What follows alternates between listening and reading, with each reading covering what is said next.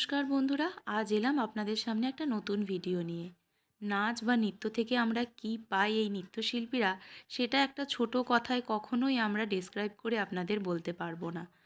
আমাদের কিছুদিন আগেই একটি অনুষ্ঠান ছিল, সেখানে আমি আমার দলবল নিয়ে বেরিয়ে পড়েছিলাম সকাল সকাল। তারপরেই পৌঁছে গেলাম যথাস্থানে। আমাদের অনুষ্ঠানটি ছিল সত্যজিৎ রায় অডিটোরিয়ামে।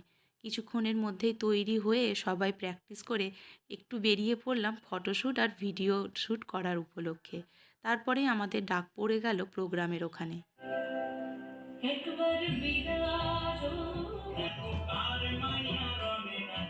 অসাধারণ।